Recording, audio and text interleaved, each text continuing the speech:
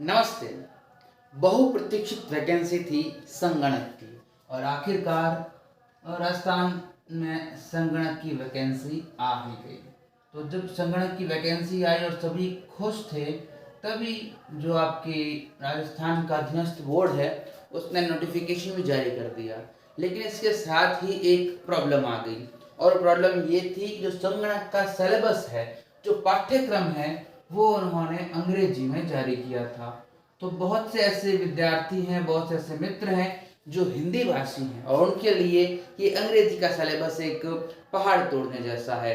तो बस उस सिलेबस को मैंने, आपके दोस्त ने, एकदम हिंदी में कन्वर्ट कर दिया है। तो आइए आज के वीडियो में जानते हैं इस संगणक परीक्षा के डिटेल्ड सिलेबस को, वो भी हिंदी में। शुरू करते हैं। सबसे पहले समझते हैं सिलेबस की आउटलाइन को कि आखिर पाठ्यक्रम में आपके सामने कौन कौन से विषय प्रमुखता से रखे गए हैं। तो बात करेंगे तो सबसे पहले जो पाठ्यक्रम है 2023 का ही है, हाल ही में जारी हुआ है। आपको टोटल 100 नंबरों का पेपर दिया जाएगा और इसके लिए टाइम मिलेगा 120 मिनट। और जो लोग कह रहे थे मैं नेगेटिव मार्किंग नहीं है, तो हाँ, नेगेटिव मार्किंग है, वो भी 1/3, मतलब कि 3 गलत जवाब देते ही आपका एक सही है वो भी गलत हो जाएगा। और पेपर को 2 हिस्सों में, पार्ट ए और पार्ट बी में बांटा गया है। पार्ट ए जनरल नॉलेज, सामान्य ज्ञान, जो कि 30 नंबर्स का है। ज़्यादा भार यहाँ पर नहीं है, ज़्यादा भार है आपके विषय विशेष के ज्ञान पर 70 नंबरों का। पार्ट ए में आपको 3 सब पार्ट देखने को मिलेंगे। पहला है राजस्थान का भूगोल, प्राकृतिक संसाधन और सामाजिक आर्थिक विकास। दूसरा है राजस्थान का इतिहास, संस्कृति व विरासत। और तीसरा है समसामयिक घटनाएं। राजस्थान और इंडिया दोनों की ही, मतलब करंट अफेयर्स दोनों का ही महत्वपूर्ण है। आईटी अर्थात इंफॉर्मेशन टेक्नोलॉजी, सूचना प्रौद्योगिकी और संचार के क्षेत्र में विकास, ये तीनों ही मिलाकर के 30 अंक का पार्ट ए बनाते हैं। पार्ट बी जो कि सबसे ज्यादा महत्वपूर्ण है और इम्पोर्टेंट है, सभी को यहाँ पर ज्यादा फोकस करना है। तो पार्ट बी में भी 3 हिस्से हैं, सांख्यिकी, अर्थशास्त्र और गणित, हेडिंग के हिसाब से। हालांकि वहां पर एक यूं कहूं 3.5 वाला हिस्सा भी है जो है कंप्यूटर। तो कंप्यूटर से संबंधित अर्थात एमएस वर्ड और एक्सेल, पावर पॉइंट से संबंधित सवाल भी पूछे जाएंगे। अब आगे बढ़ते हैं विस्तृत सिलेबस की तरफ। आइए साथियों, पार्ट ए जो कि कुल 30 मार्क्स का होगा, उसके लिए जो सिलेबस है वो आपको अंग्रेजी में दिया गया था। उसका अक्षरशः हिंदी अनुवाद कुछ इस प्रकार होगा। 3 हिस्से हैं। पहला हिस्सा है राजस्थान का भूगोल, प्राकृतिक संसाधन और सामाजिक आर्थिक विकास। इसके तहत आपको ये बातें पढ़नी है: राजस्थान के भौगोलिक विभाग, वनस्पति और मिट्टी, प्राकृतिक संसाधन जैसे कि खनिज, वन, जल, फिर पशुधन, वन्य जीवन में इसका संरक्षण, पर्यावरण संरक्षण, प्रमुख सिंचाई परियोजनाएं, हस्तशिल्प और राजस्थान राज्य सरकार के विकासोन्मुखी कार्यक्रम व योजनाएं, ऊर्जा संसाधन व राजस्थान की जनसांख्यिकी से संबंधित सवाल आपको पहले पार्ट ए के पहले अनुभाग में देखने को मिलेंगे। बात करें दूसरे अनुभाग की, तो इसमें राजस्थान का इतिहास, संस्कृति व विरासत आपको पढ़नी होगी। इसमें राजस्थान का इतिहास, राजस्थान की प्रसिद्ध सांस्कृतिक व ऐतिहासिक स्थल, लोक साहित्य, लोक कला, लोक नाट्य, लोक देवी देवता, लोक संगीत, लोक नृत्य, मेले व त्योहार, प्रथाएं, आभूषण, प्रसिद्ध किले, मंदिर व हवेलियां, राजस्थान के संत, चित्रकला, इनके विविध संप्रदाय जैसे कि बड़ी ठनी, किशनगढ़ वाली, ये सारी चित्रकला के संप्रदाय हैं, इन्हें पढ़ना होगा। और प्रमुख पर्यटन केंद्र व विरासत संरक्षण से संबंधित सवाल भी आपको देखने को मिल सकते हैं। और आखिरी पॉइंट है राजस्थान और इंडिया का करंट अफेयर्स, सूचना प्रौद्योगिकी और संचार के क्षेत्र में प्रमुख विकास क्या क्या हुए हैं। ये सारा का सारा आपके पार्ट ए का विस्तृत सिलेबस है हिंदी में। आप चाहें तो इसका स्क्रीनशॉट भी ले सकते हैं, हालांकि इनके चित्र में कम्युनिटी पोस्ट में डाल दूंगा, वहां से भी इनको आप लिख पाएंगे। अब बढ़ते हैं पार्ट बी की तरफ, जो कि द मोस्ट इम्पोर्टेंट पार्ट है संगणक के सिलेबस का, और सभी को उस पार्ट पर तो फोकस करना ही करना है। मेरी सहायता ये है ही कि मैं हिंदी में किए देता हूं और आपके लिए सहजता और सरलता दोनों ही हो जाएंगी। बढ़ते हैं पार्ट बी की तरफ। साथियों, पार्ट ए को समाप्त करने के बाद अब बढ़ते हैं पार्ट बी की तरफ, जो कि कुल मिलाकर है आपके 70 नंबरों का। तो यहाँ पर ध्यान देना बहुत ज़्यादा ज़रूरी है। और 70 नंबरों का जो पहला हिस्सा है वो है सांख्यिकी अर्थात स्टैटिक्स से जुड़ा हुआ। हालांकि जो विद्यार्थी सांख्यिकी अर्थात स्टैटिक्स में अच्छे होते हैं वो अंग्रेजी समझते हैं, लेकिन फिर भी मेरे जैसे विद्यार्थी हैं या कई ऐसे विद्यार्थी जिन्होंने हिंदी हिंदी माध्यम से ही बीकॉम की है, उनके लिए कुछ शब्द अनजाने हो सकते हैं। तो बस उन्हीं को टारगेट करते हुए मैंने सांख्यिकी सिलेबस का भी हिंदी अनुवाद कर दिया है।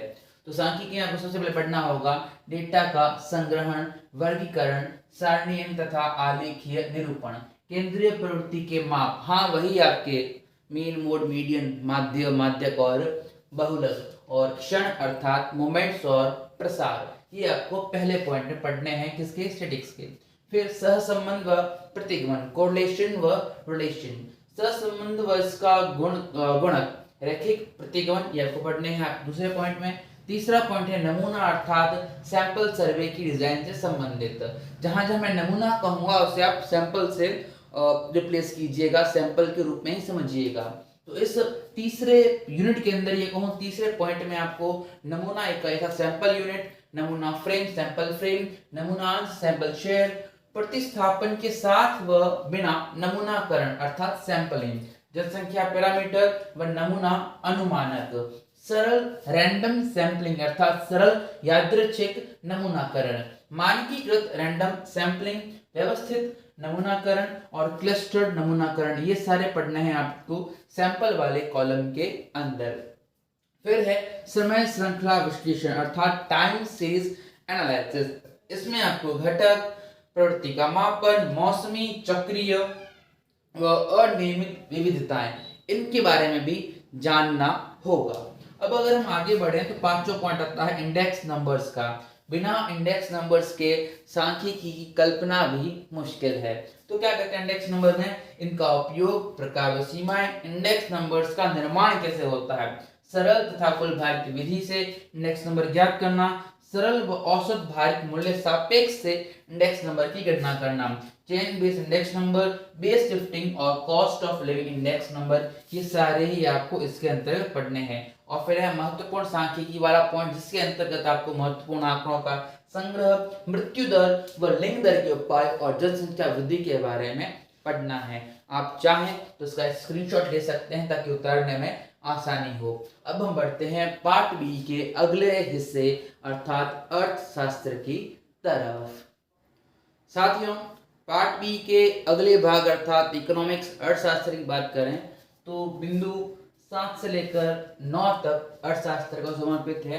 हालांकि आप कह सकते हैं कि सर 7वां तो सांख्यिकी बोल रहा है, लेकिन ये इकोनॉमिक्स की तरह ही थ्योरेटिकल है, प्रैक्टिकल कतई नहीं है, इसलिए इसको इकोनॉमिक्स में ही रखा गया है।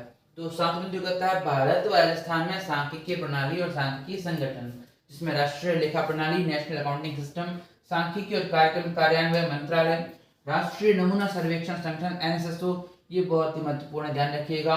भारत के महापंजीयक, नीति आयोग, आरबीआई और अर्थव्यवस्था, सांख्यिकी निदेशालय राजस्थान, इन सब के बारे में आपको पॉइंट 7 के अंतर्गत पढ़ना है। 8वां पॉइंट समर्पित है आर्थिक अवधारणाएं, आपके कह सकते हैं आप इकोनॉमिकल कॉन्सेप्ट्स को डिवोटेड है, जैसे मांग और पूर्ति का नियम, लोच की अवधारणा, मांग पूर्वानुमान, विभिन्न बाजारों में मूल्य निर्धारण, राष्ट्रीय आय, आर्थिक विकास व योजना, मुद्रास्फीति, मुद्रा, बैंकिंग और वित्तीय समावेशन, ये लगभग 11वीं 12वीं की एनसीईआरटी ये टॉपिक क्लियर कर देती है। फिर है आपके राजस्थान की अर्थव्यवस्था, जिसमें राजस्थान की कृषि, उद्योग, पशुधन, इंफ्रास्ट्रक्चरल विकास, लोक वित्त, राज्य आय, गरीबी, बेरोजगारी व मानव विकास, इन बारे में आपको इकोनॉमिक्स के अंतर्गत पढ़ना है। ये आप आराम से कर सकते हैं। अगला बचा है गणित और कंप्यूटर, तो जो इसको कंप्लीट करते हैं और फिर आपको बेस्ट ऑफ लक भी तो कहना है। बढ़ते हैं गणित की तरफ। तो प्यारे साथियों, अब हमारा सिलेबस अंतिम दौर में आ चुका है, जहां पर गणित के अंतर्गत आपको प्रारंभिक गणित में दशमलव, अंश, प्रतिशत, दर और अनुपात, औसत, साधारण, चक्रवृद्धि ब्याज और वर्गमूल के बारे में पढ़ना है। गणित को लेकर कोई लोड ले रहा हो तो इतनी ज़्यादा भारी गणित नहीं है, आसान आसान सी चीज़ें हैं। यदि आप सांख्यिकी के वो जो भारी सवाल कर सकते हैं तो इससे फिर डरने की आवश्यकता ही नहीं है। और कंप्यूटर की बात की जाए तो कंप्यूटर का सामान्य ज्ञान में MS word, MS Excel and PowerPoint के बारे में आपको जानकारी होना महती आवश्यक है, और साथ ही साथ इंटरनेट का सामान्य ज्ञान भी होना चाहिए। ये सारा का सारा सिलेबस है आपके संगणक का। और यकीन मानिए कि संगणक की भर्ती वास्तव में अपने आप ही बहुत ही अनूठी और अच्छी भर्ती है। लोग ऐसा मानते हैं कि संगणक बनने के बाद आपको सरकारी सेवा में जाने का अवसर तो मिलेगा, लेकिन साथ ही साथ आप इस पद पर रहते हुए एक अच्छी ग्रोथ भी कर पाएंगे और आर्थिक संबल तो मिलेगा ही मिलेगा। वैसे आपके कोई विचार या सुझाव हो तो कमेंट बॉक्स में ज़रूर बताइएगा। तब तक के लिए दीजिए आज्ञा। धन्यवाद।